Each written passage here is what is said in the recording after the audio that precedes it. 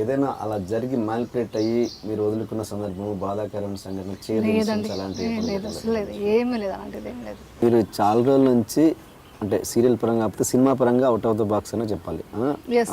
కానీ అంటే మీరు మళ్ళీ రీఎంట్రీ చేయడానికి మీకంటూ మళ్ళీ వచ్చే ఉద్దేశం ఉందని ఇండస్ట్రీకి ఇండికేషన్స్ పంపించాలి కదా. సపోజ్ మీకు నచ్చిన డైరెక్టర్కి ఫోన్ చేయడము, ఫోన్ చేసి మీ సినిమాలు అంటే నాకు ఇష్టం, మీ సినిమాలో చేయాలని ఉందండి, అలా మీరు ఇండికేషన్స్ పంపిస్తేనే కదా మీకు ఒక ఇంట్రెస్ట్ ఉంది అని తెలియజెప్పాను.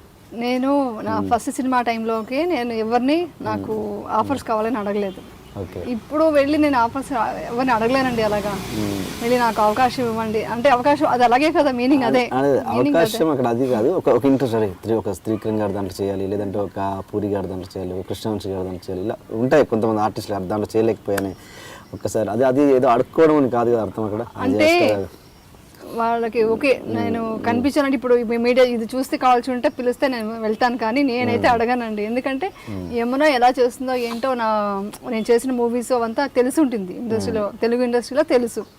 కాబట్టి నా గురించి నేను చెప్పుకోవడం కంటే ఇప్పుడు నేను ఎలా ఉన్నాను చూసి ఓకే ఈ క్యారెక్టర్ మీరు చేయండి ఇస్తే నేను చేస్తాను, కానీ నేను పర్టికులర్గా వెళ్ళి ఎవరిని అడగలేను. ఇస్తే చాలా హ్యాపీగా, అంటే నాకు ఏదో ఇది అని కాదు హెడ్ వెయిట్ అనో వెళ్ళి నేను అడగటం ఏంటి ఆ ఫీలింగ్ కాదు. ఐ కాంట్ గో అండ్ అడగలేను అసలు. అందుకని నాకు వచ్చిన ఆఫర్స్ నేను చేసుకుంటూ వచ్చాను ఎప్పుడు ఇండస్ట్రీలో. సో డెఫినెట్గా గుర్తించి అడిగితే నేను చేయగలను నమ్మకం నా ఉంటే ఐ విల్ డూ ఇట్. అది నమ్మకం ఉంది ఇండస్ట్రీలో, తెలుసు ఏ క్యారెక్టర్ అయినా చేయగలదు అనేసి నమ్మకం అందరికీ ఉంది. మోస్ట్లీ వాళ్ళకి నేను కనిపించుండరు, మోస్ట్లీ వాళ్ళకి గుర్తు వచ్చి ఉండదేమో. ఇప్పుడు సీరియల్ చేస్తున్నాను, ఇంకా యూట్యూబ్లో సాంగ్స్ ఎంత ఉన్నాయి నాది. పర్టికులర్గా ఇప్పుడు దుబాయ్లో ఒక సాంగ్ చేశాను, ఉగాది ప్రోగ్రామ్ చేశాను. సో అవన్నీ చూసినప్పుడు వాళ్ళకి ఐడియా వచ్చి ఇవి చేస్తే బాగుంటుంది ఈ క్యారెక్టర్ అనుకుంటే అడిగితే నేను చేస్తాను. పర్టికులర్గా వెళ్ళి నేను ఫోన్ చేసి అడగలేను. అంటే మీ న్యూ లుక్ తెలియాలి కదా. అంటే ఓకే ఎంతసేపు మీరు మేకప్ వేసుకొని శారీస్ కట్టుకొని నగలు దిగించుకొని అవే సీరియల్ చేయడం వల్ల ఓకే అదొక మీ న్యూ లుక్ ఎలా ఉంటుందో తెలియదు జనాలకి కానీ ఇండస్ట్రీ వాళ్ళకి కానీ. అది కొన్ని ఫోటో సెషన్ కావచ్చు, లేకపోతే ఇంకేదో రకరకాల అంటే ఎలా ఉన్నారు ఇప్పుడు అన్నది జనాలకు రీచ్ అవ్వడం అన్నది ఇంపార్టెంట్ కదా. ఇంపార్టెంట్ అంటారా?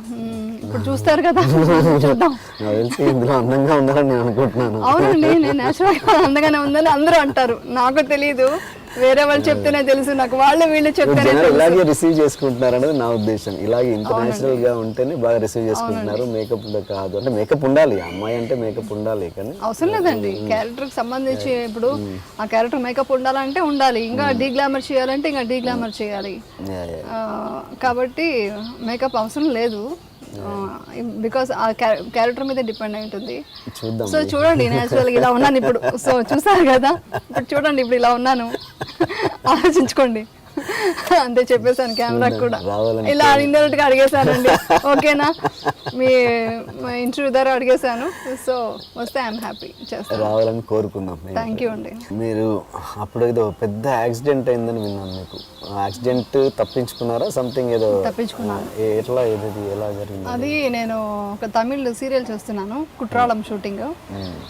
అక్కడి నుంచి బయలుదేరి వస్తున్నప్పుడు మా కారు టాటా సఫారీ, నేను డ్రైవర్ వస్తున్నాము, లారీ గుద్దేసి మొత్తం పెట్రోల్ ట్యాంక్ అంతా మొత్తం కార్ ఫుల్ బ్లాస్ట్ అయిపోయింది, కాలిపోయింది. నేను జస్ట్ అప్పటికే సెంటర్ లాక్ అవ్వలేదు, ఎందుకో ఒక రీజన్తో అప్పుడే సెంటర్ లాక్ ఓపెన్ చేశారు, ఏదో సౌండ్ వస్తుంటే, దానివల్ల నేను బ్రతికాను.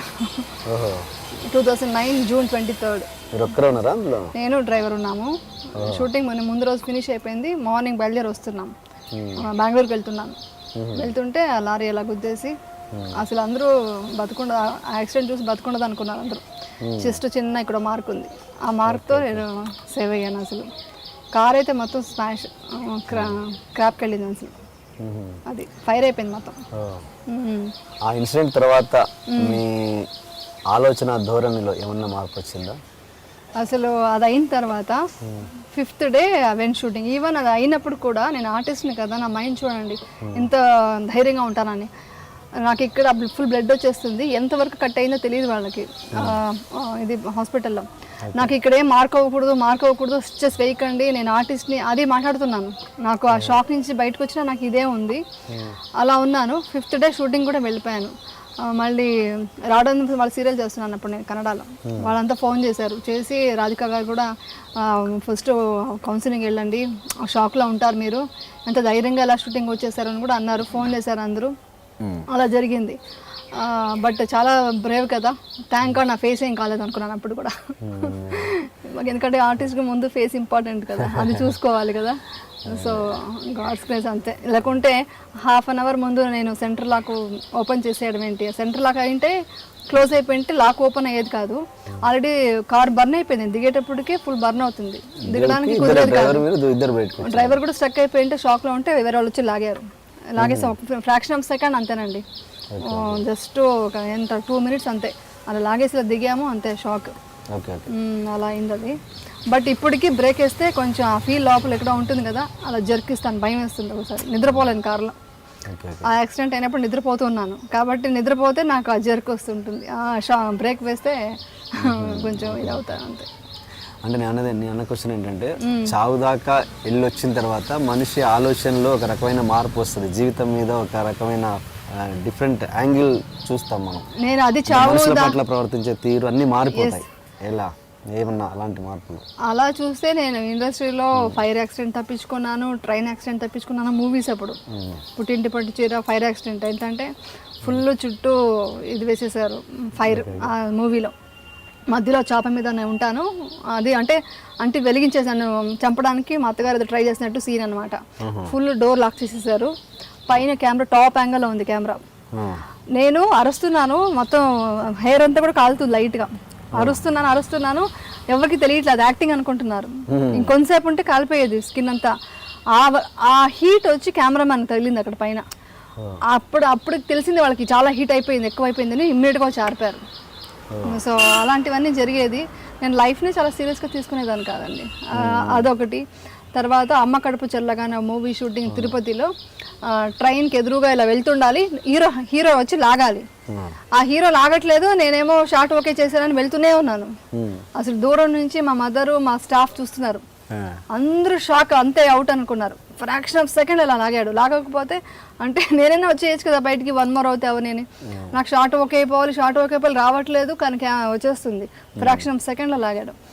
లాగితే అసలు ట్రైన్ ఆపేసి పెద్ద గొడవ అప్పుడు, ఎందుకు ఇలా చేశారని మా మదర్ కూడా బాగా తిట్టేసి ఏడ్చేశారు. ట్రైన్ ఆపేశారా? ట్రైన్ ముందు వెళ్తుంటే నన్ను లాగాలి, ట్రైన్ ఆపేశారా? తర్వాత వాళ్ళకి షాక్ అయిపోయింది, షూటింగ్ కెమెరాని చూసేసి వాళ్ళు ఆపేసి, ఇలాంతా చేయకూడదు మీరు, ఇది రాంగ్ కదా, ఏమైనా అయిపోయింటే ఏంటి అనేసి కొంచెం ముందుకెళ్ళి ఆపి మేమంతా కార్ ఎక్కేసి ఆ లొకేషన్ నుంచి వేరే లొకేషన్ షిఫ్ట్ అయిపోయి అలా జరిగింది. సో నాకు అవంతా ప్రాబ్లం అనిపించలేదు, కానీ కొన్ని ఇన్సిడెంట్ జరిగింది నా లైఫ్లో, అప్పుడు అనిపించింది ఆ యాక్సిడెంట్లో చనిపోయింటే బాగుండు అనిపించింది. అవునండి, అప్పుడు అనిపించింది. ఈ యాక్సిడెంట్స్ అయినప్పుడు నాకు ధైర్యం ఉంది, చాలా ధైర్యంగా ఉన్నాను, ఏం కాలేదు, ఓకే గాడ్ ఈస్ గ్రేట్ అని. బట్ తర్వాత ఒక ఇన్సిడెంట్లో అప్పుడు చనిపోయింటే బాగుండు కదా, ఇవన్నీ నేను చూసేదాన్ని కాదు కదా, ఈ పెయిన్ అంతా నాకు ఉండేది కాదు కదా అని అనిపించింది.